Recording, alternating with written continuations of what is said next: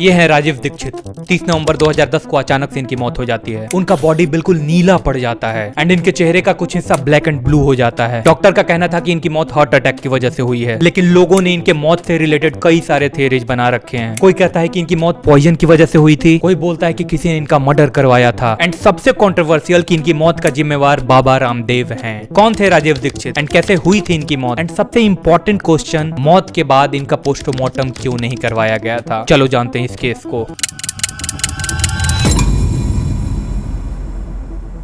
राजीव दीक्षित की पूरी कहानी को एक 5 या 10 मिनट के वीडियो में समेटना मुश्किल है, असंभव है। राजीव दीक्षित बड़े बड़े कॉर्पोरेशन के खिलाफ आवाज उठाते रहते थे, बड़े बड़े मल्टीनेशनल कंपनीज के खिलाफ आवाज उठाया करते थे। वो स्वदेशी चीजों का प्रचार प्रसार किया करते थे। इसी प्रचार प्रसार के दौरान अचानक से छत्तीसगढ़ में उनकी मौत हो जाती है। राजीव दीक्षित का जन्म 30 नवंबर 1967 को यूपी के अलीगढ़ में हुआ था। ऐसा बोला जाता है कि उन्होंने अपनी बेसिक एजुकेशन कंप्लीट करने के बाद इलाहाबाद से बीटेक किया। उस वक्त पे वो इलाहाबाद था, अभी वो प्रयागराज हो चुका है। उसके बाद इन्होंने आईआईटी कानपुर से एमटेक कंप्लीट किया। लेकिन इनके डिग्री को लेके भी कुछ कंट्रोवर्सीज हैं। वैसे देश में कई सारे लोगों के डिग्री के ऊपर कंट्रोवर्सीज हैं, राइट। किसी ने 2015 में आरटीआई फाइल करके आईआईटी कानपुर से राजीव दीक्षित का डिटेल्स मांगा था। फिर आईआईटी कानपुर की तरफ से जवाब आता है कि आईआईटी कानपुर के पासिंग लिस्ट में राजीव दीक्षित नाम का कोई व्यक्ति नहीं था। वेल अगेन ये राजीव दीक्षित ही बता सकते हैं। राजीव दीक्षित को सीखने का बहुत शौक था। वो पढ़ाई के दौरान से ही कई सारे मैगजीन्स पढ़ा करते थे, कई सारे न्यूज़पेपर्स पढ़ा करते थे। उनके पॉकेट मनी का आधा हिस्सा मैगजीन्स एंड न्यूज़पेपर्स में जाता था। He was a knowledgeable person. अगर पूरे कॉन्ट्रोवर्सीज को 1 मिनट के लिए वाइप आउट करके आप इनके स्पीचेस सुनोगे, अभी तक आपने नहीं सुना है तो, देन यू विल रियलाइज कि how knowledgeable he was. Rajiv Dixit पहली बार लोगों के नजर में 1984 में आए थे, जब भोपाल गैस लीक हुआ था। वो बोलते हैं कि 1984 का जो भोपाल गैस लीक था वो अमेरिका की एक सोची समझी साजिश थी। वो यूनियन कार्बाइड को लेकर हम इंडियंस के ऊपर एक्सपेरिमेंट कर रहे थे। हालांकि इसके बाद से ही वो विदेशी कंपनियों के खिलाफ खूब बोलने लगे थे, एजुकेशन सिस्टम के ऊपर सवाल उठाने लगे थे, टैक्सेशन सिस्टम के ऊपर सवाल उठाने लगे थे, एलोपैथी मेडिसिन के खिलाफ बोलने लगे थे, आयुर्वेद का प्रचार प्रसार करने लगे थे, अपना स्वदेशी का प्रचार प्रसार करने लगे थे। एंड जब वो ये सब कर रहे थे तब उनको फॉलो करने वाले की तादाद काफी ज्यादा बढ़ती जा रही थी। लोग किसी भी ट्रेडिशनल चीज से हटके अगर आप कुछ बोलते हो तो लोग आपको फॉलो करेंगे। राजीव दीक्षित का यह दावा था कि वो डॉक्टर एपीजे अब्दुल कलाम के साथ एक प्रोजेक्ट पे काम कर चुके थे। राजीव दीक्षित बोलते हैं कि उन्होंने अपना पीएचडी फ्रांस से कंप्लीट किया है एंड उन्होंने सीएसआईआर में एज अ रिसर्चर काम भी किया था। वो 500 और 1000 के नोट बैन करने के लिए बहुत पहले से बोला करते थे। जो 2016 में हुई थी वो 2010 से पहले बोला करते थे। वो was a very outspoken person. वो प्राइवेटाइजेशन, ग्लोबलाइजेशन के खिलाफ थे। वो बोलते थे कि भारत का सबसे बड़ा दुश्मन यही सब चीज है, प्राइवेटाइजेशन, ग्लोबलाइजेशन वगैरह वगैरह। उनका कहना था कि हमारा देश कृषि क्षेत्र में बिल्कुल भी काम नहीं किया है, हमारे रिसर्चर कृषि क्षेत्र में बिल्कुल भी काम नहीं किए हैं, and this is the only reason कि किसान आज भी सुसाइड कर रहे हैं। इट मेक्स सेंस,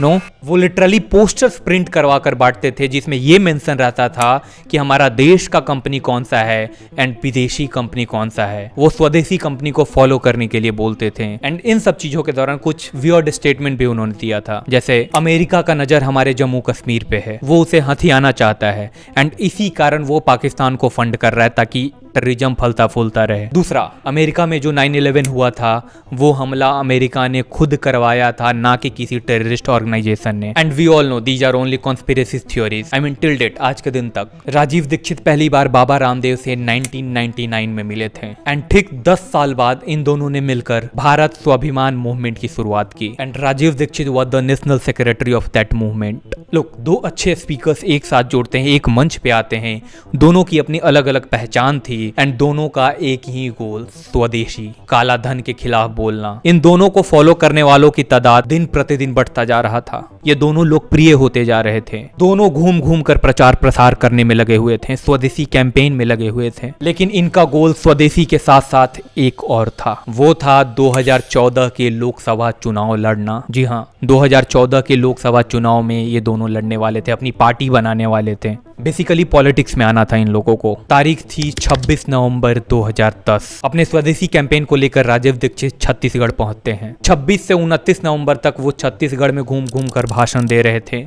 स्वदेशी मूवमेंट का प्रचार प्रसार कर रहे थे एंड इस कैंपेन के बाद वो अपने मूवमेंट को एक कदम और आगे बढ़ा देते हैं। काफी तारीफें मिलती है, काफी तालियां बटोरते हैं। दीक्षित का आखिरी भाषण दुर्ग में था। देर रात रास्ते में अचानक से इनकी तबीयत बिगड़ने लगी थी। फिर उन्हें लोकल हॉस्पिटल में ले जाया जाता है। वहां पे डॉक्टर ने इन्हें कुछ दवाइयां लिखी। जब उनके साथ वाले लोग उन्हें दवाई देने लगे तो राजीव दीक्षित ने इंग्लिश मेडिसिन को खाने से मना कर दिया था, ऐसा उनके आसपास के लोगों का बोलना था। फिर उनके साथ वाले लोग उन्हें एक गेस्ट हाउस में ले जाते हैं। राजीव दीक्षित बाथरूम जाते हैं and he collapsed in the locked bathroom तोड़ा जाता है, लोग सन्न रह जाते हैं। दीक्षित फर्श पे बेहोश पड़े हुए थे। जल्दी जल्दी में फिर उन्हें अपोलो पीएस हॉस्पिटल ले जाया जाता है, लेकिन वहां पहुंचने के साथ ही डॉक्टर ने इन्हें डेड डिक्लेयर कर दिया था। डॉक्टर का बोलना था कि इनकी मौत हार्ट अटैक की वजह से हुई थी। उनके बॉडी का पोस्टमार्टम करवाने से फैमिली वालों ने इनकार कर दिया था। फिर बॉडी को एक प्लेन के माध्यम से हरिद्वार ले जाया जाता है। उस वक्त पे जो लोग राजीव दीक्षित के साथ थे उनका कहना था कि उनकी बॉडी पूरी नीली पड़ गई थी। उनके नाक वाले एरिया में पूरा ब्लैक एंड ब्लू हो गया था। लोग पोस्टमार्टम की मांग करने लगे थे, लेकिन परिवार वालों के कारण पोस्टमार्टम नहीं हो पाया। फिर उनका अंतिम संस्कार हरिद्वार में ही किया जाता है। अब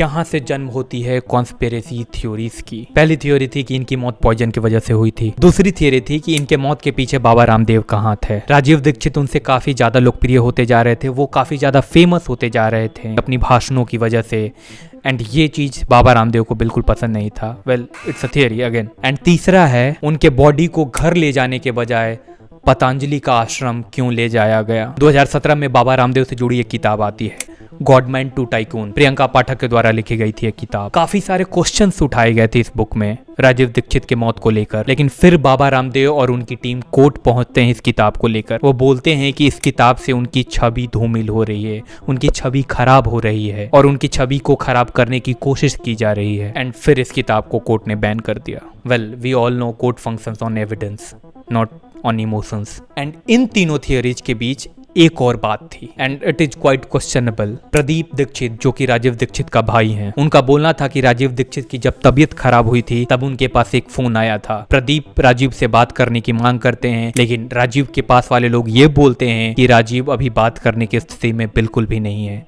उनकी तबीयत बहुत ज्यादा खराब है। लेकिन बाबा रामदेव अपने एक भाषण में बोलते हैं कि जब राजीव दीक्षित की तबीयत खराब हुई थी तब बाबा रामदेव उनसे फोन पे करीब घंटों तक बात किए थे। वो उन्हें समझाने की कोशिश कर रहे थे कि आप प्लीज इंग्लिश मेडिसिन ले लो, आपकी तबीयत बहुत ज्यादा खराब है। राजीव दीक्षित मना कर रहे थे, उन्होंने दवाई नहीं ली थी। And these two statement of Pradeep and Baba Ramdev are quite drifting in nature, आपस में एक फ्रिक्शन क्रिएट करता है। फिर 2019 में पीएमओ ऑफिस के द्वारा इस केस को खोलने का आदेश दिया जाता है। एक सवाल है, आखिर क्या रीजन रहा होगा राजीव दीक्षित के मौत का? ये थी आज की केस स्टडी। बाय।